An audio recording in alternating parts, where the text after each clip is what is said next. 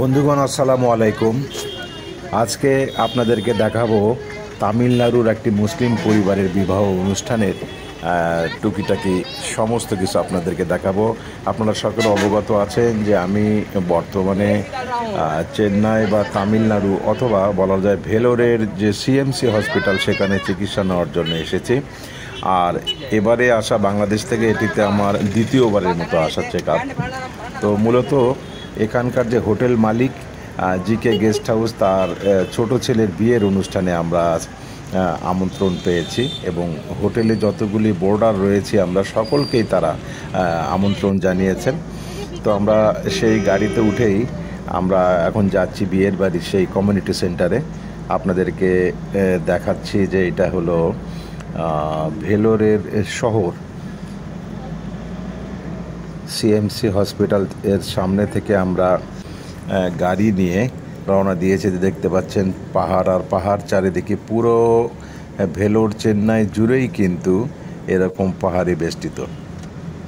আমরা সালমানের বিয়েতে যাচ্ছি। দেখতে পাচ্ছেন একজন তামিল ড্রাইভারকে, বয়সে তরুণ, কিন্তু কথা কিছু বোঝেও না, না ইংলিশ না বাংলা না হিন্দি, কিছুই বুঝে না। আমরাও কিছু বুঝতে পারলাম না, এই জন্য চুপচাপ তার পাশেই যাচ্ছি। এই যে আমরা এগিয়ে যাচ্ছি এখন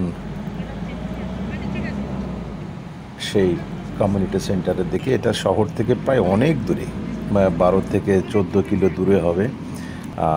পাহাড়ের পাশ দিয়ে আমরা যাচ্ছি। কাটপাটি নামে একটা যে অতি পরিচিত রেল স্টেশন রয়েছে, সেখান থেকেও বেশ কিছু দূর যেতে হবে তারা বলল। আমরা যাচ্ছি, আমাদের সঙ্গে রয়েছে হোটেলের আরও বেশ কয়েকজন।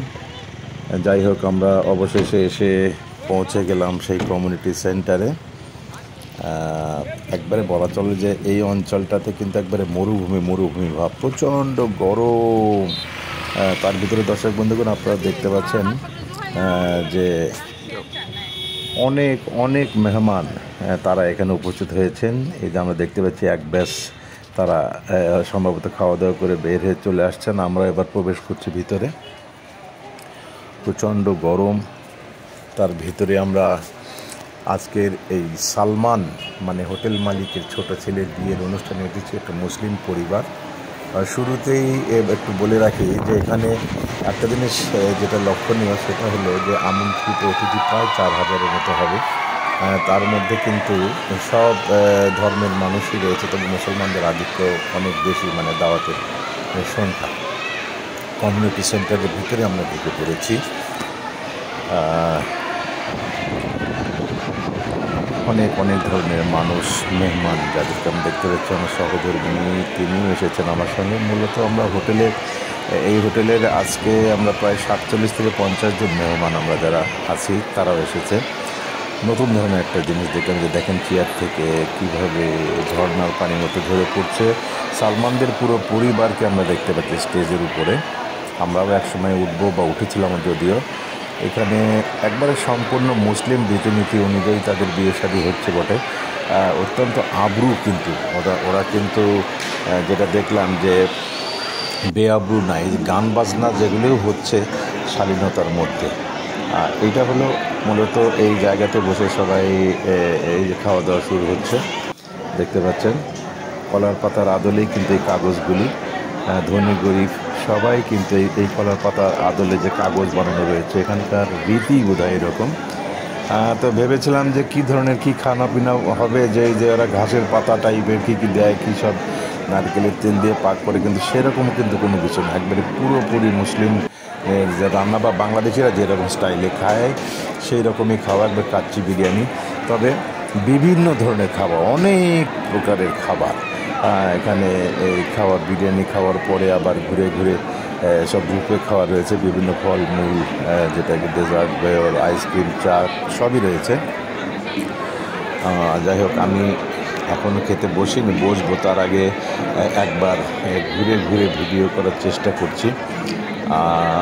যদিও 2-1 ছেলে পেলে তারা বলছে যে ভিডিও করা যাবে না, তথাপি আমি ভিডিও করছি। কেন করা যাবে না? তারা তো স্টেজে তো ওইরকম গান বাজনার অনুষ্ঠান করছে। এই যে আমার ছেলে সান্দিককে দেখতে পাচ্ছেন, এবং হোটেলে আমাদের যে মেহমান যারা আমাদের আবাসিক হোটেলের, তাদের একটা অংশ। সবাই খাচ্ছে, বিরিয়ানি খাচ্ছে। এই যে আমরা দেখতে পাচ্ছি মহিলাদের, একবারে এই মহিলা তামিল, সব ধরনের মানুষ কিন্তু এখানে আছে। অর্থাৎ যে কথা বলছিলাম যে খাওয়ার কথাতেই আবার আসি, আমার ধারণা ছিল যে এখানকার খাবারগুলি বুঝে স্বাদ হবে কি না হবে বা কী টাইপের কী রান্না হবে, কিন্তু আবারও বলছি যে একেবারে ঠিক বাংলাদেশিদের মতো করে এরাও খায়। এটা হয়তো মুসলিম দের জন্যই হয়তো, বা হিন্দুরাও যেরকমভাবে পাক করে একই স্টাইলেই পাক হয়েছে আর কি। অনেক বড় কমিউনিটি সেন্টার, বিশাল বড়, প্রায় একসঙ্গে 2000-2200 জন মানুষ বসে। এদের কাছ থেকে যেটা জানলাম যে 4000 মানুষের আয়োজন করা হয়েছে। এই যে এখান থেকে মূল রান্না হয়ে সার্ভ করা হচ্ছে। দেখেন হান্ডিখানাতে যে ভাইটা ডিউটি করছে বা যারা স্মার্ট, এবং তাদের রান্নাগুলি যে পাক করেছে একবারে পিওর, মানে কি বলবো, তেল বা ঘি দিয়ে, যার জন্য অনেক স্বাদ।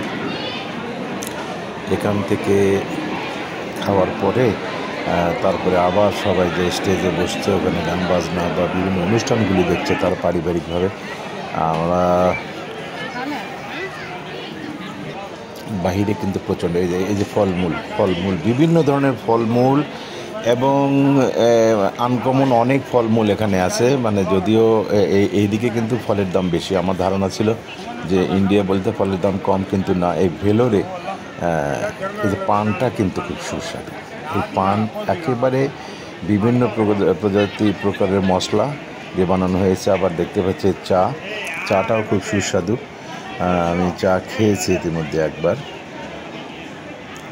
খুব সুস্বাদু চা। সবাই খাওয়া দাওয়া শেষে তারপরে এই পাশে এসে ফলমূল, এই যে চা, পান এসব খাচ্ছেন, এই আইসক্রিম খাচ্ছেন এই ভাইটা।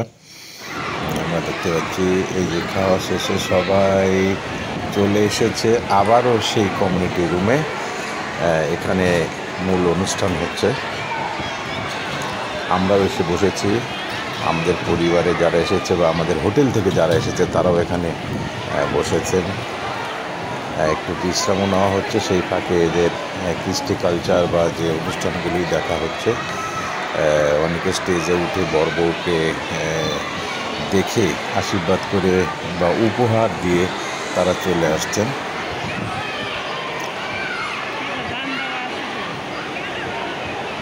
বেশ ভালো লাগলো এই কারণেই যে সুদূর বাংলাদেশ থেকে বহু দূরে, আমরা 2200 কিলো দূরে রয়েছি, সেখানে এসে এই ধরনের একটা বিয়ের অনুষ্ঠানে আমরা যোগদান করতে পেরেছি।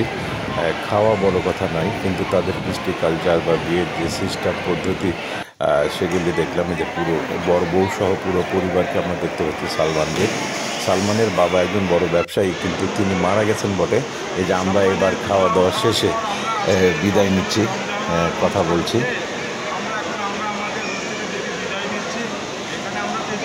সবাই কিন্তু আমরা রুগী এবং জটিল রুগী, একবারে জটিল রুগী, কিন্তু মুখে কিন্তু সবারই হাসি আমাদের ঠিক এই মুহূর্তে। দর্শক বন্ধুগণ, জীবনে বেঁচে থাকতে গেলে অনেক কিছুই অভিজ্ঞতার দরকার হয়, আর যে কারণে আমরা অসুস্থ মানুষ হয়েও আমাদেরকে তার অত্যন্ত সম্মান দিয়েছেন, অত্যন্ত কি বলবো, ভালোবাসা দিয়েছেন। এখানকার ডাক্তাররা যেমন আন্তরিক, এখানকার মানুষেরাও তেমন আন্তরিক। ধন্যবাদ আপনাদের সকলকে, ভালো থাকবেন। আসসালামু আলাইকুম।